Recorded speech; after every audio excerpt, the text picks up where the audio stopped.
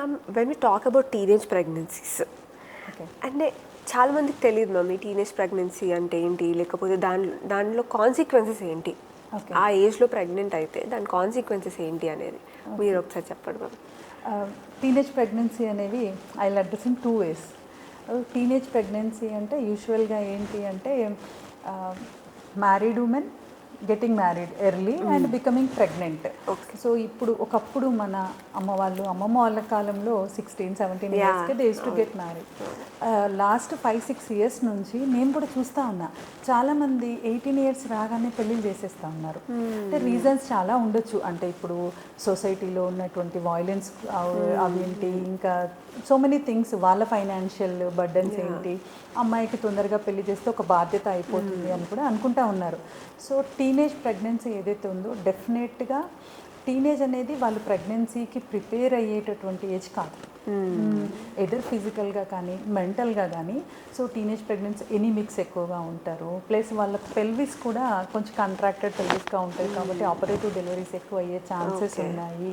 Plus వాళ్ళలో low birth weight, growth retardation of the babies, plus operative stress, ఇవన్నీ కూడా. ఇంకొకటి అండ్ మెచ్యూరిటీ, మెంటల్గా కూడా ఈ టీనేజ్ అనేది యూజువల్గా mid-20sలోనే ఫిజికల్ మెచ్యూరిటీ కానీ మెంటల్ మెచ్యూరిటీ కానీ ఇట్స్ పీక్ లెవెల్లో అటెండ్ అవుతూ ఉంటారు.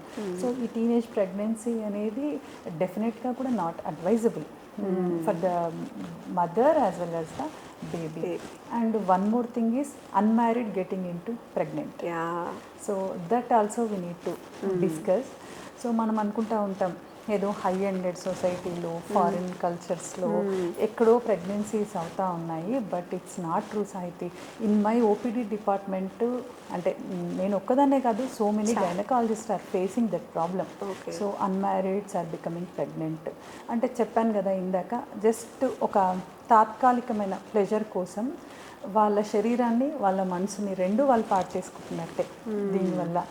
ఎందుకు అంటే ఇంకొకటి ఏం చేస్తూ ఉన్నారు అంటే వీళ్ళు once they are becoming pregnant మదర్స్తో ఎవరితో, ఈవెన్ సిస్టర్స్తో ఎవరితో డిస్క్లోజ్ చేయకుండా బయట ఈ టీవీలో కొన్ని చూపిస్తూ ఉంటారు అన్వాంటెడ్ కిట్ ఎట్లా వాడాలి, అడ్వర్టైజ్మెంట్, లేకపోతే ఈ యూట్యూబ్స్లో వీటిలో ఇన్ఫ్లుయెన్స్ అయిపోయి క్లియర్ అయిపోతుంది అన్నట్టుగా వేసుకుంటున్నారు.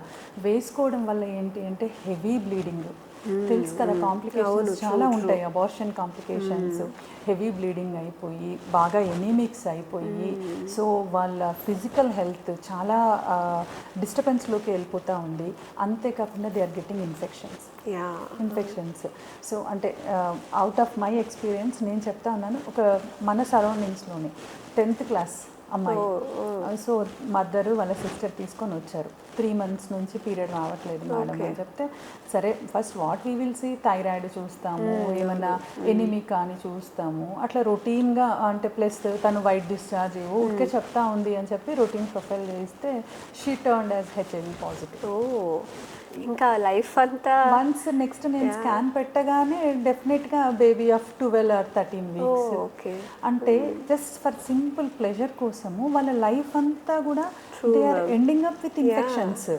సో వాళ్ళ గోల్స్ వాళ్ళు ఎక్కడ రీచ్ అవ్వాలి అనుకునేది ఇక్కడే స్టాప్ అయిపోతుంది కదా. సో నా యాజ్ ఎ మదర్గా our responsibility whether my kid is getting periods or not. First mothers చూసుకోవాలి, పీరియడ్స్ రెగ్యులర్గా వస్తూ ఉన్నాయా, రావట్లేదా, ఒక 2-3 months పీరియడ్ రాకపోతే వెళ్ళి కన్సల్ట్ అవ్వాలి. ప్లస్ ఈ టీనేజ్ అబార్షన్స్ వల్ల they are losing their physical health, they are losing their mental health as well as they are losing their future also. Yes ma'am.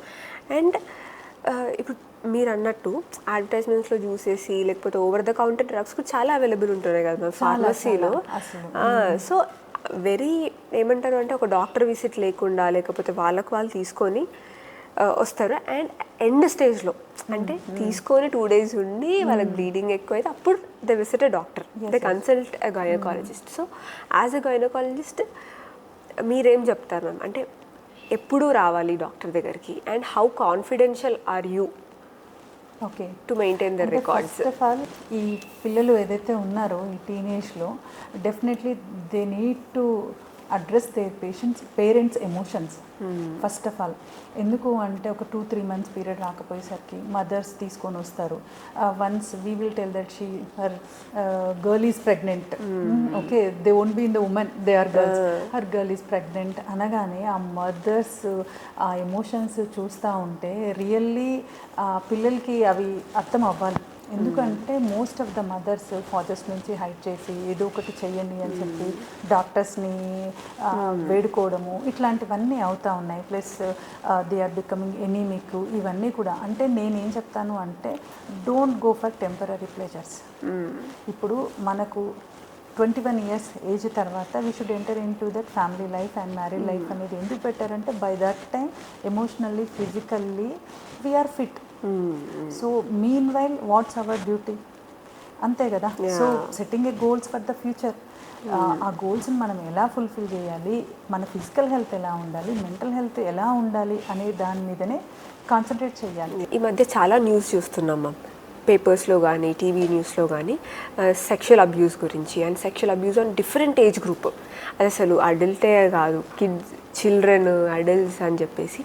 Me OPD ప్రాక్టీస్లో మీరేమైనా encounter అయినారా ma'am ఈ కేసెస్ని?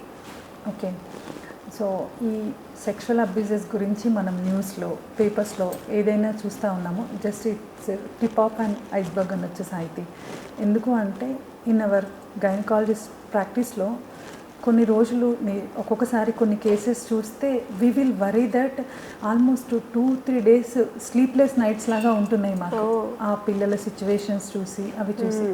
So most of the కేసెస్లో mother తీసుకొని వస్తూ ఉంటుంది పిల్లలకి. They are complaining of pain అని, some redness అని చెప్పి.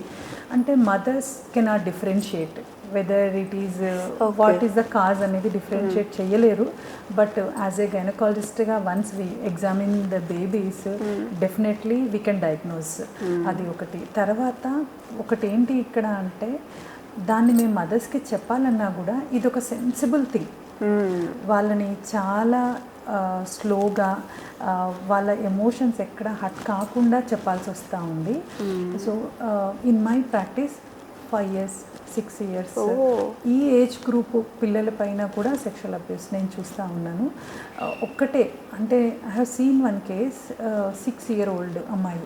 సో మదర్ని బయటికి పంపించి, భయపడతా ఉంది మదర్తో చెప్పడానికి, బయటికి పంపించి నేను దగ్గరికి తీసుకొని అన్ని మాటలు చెప్పి అండ్ అన్నీ అడిగాను. అడిగిన తర్వాత she revealed the persons name and all, and that boy is 10-year-old. 10-year-old. నేనేమంటున్నా అంటే 10-year-old ఒక అబ్బాయికి ఒక 6 years old అమ్మాయి పైన ఇలా బిహేవ్ చేయాలి అంటే from where they are getting the knowledge. అంటే every parent should be careful at their home.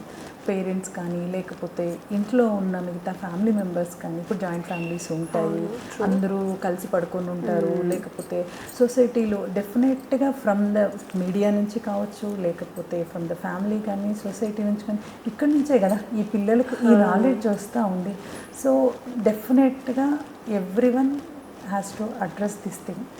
ఈ అమ్మాయిలో ఏదైతే ఉందో మదర్స్కి వాళ్ళు కొన్నిసార్లు ఓపెన్ అప్ అయి చెప్తారు, కొన్నిసార్లు చెప్పరు. సో మదర్ ఎలా చూడాలి అంటే డెఫినెట్గా it's mother responsibility to teach her baby what is good touch, what is bad touch. పిల్లలకి డెఫినెట్గా ఓపెన్ అప్ అయిపోయి మదర్ డిస్కస్ చేయాలి. సో ఎవరు ఇంటెన్షనల్గా మాట్లాడుతున్నారు, ఎవరు ఏ ఇంటెన్షన్తో మాట్లాడుతూ ఉన్నారు. అంకుల్స్ వస్తూ ఉంటారు ఇంటికి, అన్నలు వస్తూ ఉంటారు, ఈవెన్ మన రిలేటివ్స్ వస్తూ ఉంటారు. వాళ్ళు మన పాపతో ఎలా బిహేవ్ చేస్తూ ఉన్నారు, వాళ్ళ గుడ్ టచ్ ఏంటి, ఎక్కడ టచ్ చేస్తే వాళ్ళ బిహేవియర్లో ఏం చేంజ్ ఉంది, ఇవన్నీ పిల్లలకి నేర్పించుకునే రెస్పాన్సిబిలిటీ మాత్రం మదర్ కానీ లేకపోతే ఇంట్లో ఉన్న ఎల్డర్ సిస్టర్ కానీ, ఇవన్నీ డెఫినెట్గా మనం టీచ్ చేసుకొని we need to protect our daughters. ఇంకొకటి ఏంటంటే నా ఇంటెన్షన్, ఇట్స్ మై పర్సనల్ ఎక్స్పీరియన్స్తో చెప్తా ఉన్నా, every mother should see that ఆ మిగతా అందరినీ ఇంట్లో ఉన్న ఫ్యామిలీ మెంబర్స్ కానీ, గ్రాండ్ పేరెంట్స్ కానీ, ఎవరి ఉన్న grandfather whoever maybe, డెఫినెట్గా ఒకలాంటి సస్పెక్ట్గానే చూడాలి. బేబీ వరకు వచ్చేసరికి. ఎందుకంటే చాలా ఇన్సిడెంట్స్ చాలా చూస్తూ ఉన్నాము. సో అన్ని ఎగ్జాంపుల్స్ నేను ఓపెన్ అప్ అయి చెప్పలేను.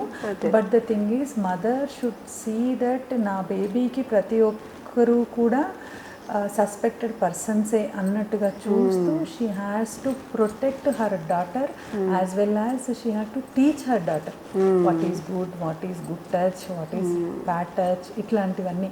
ఇప్పుడు చాలా షీ టీమ్స్ ఉన్నాయి. So many things are there to protect women. Government side నుంచి కానీ ఆల్ సైడ్స్ నుంచి కానీ we are getting so much of protection.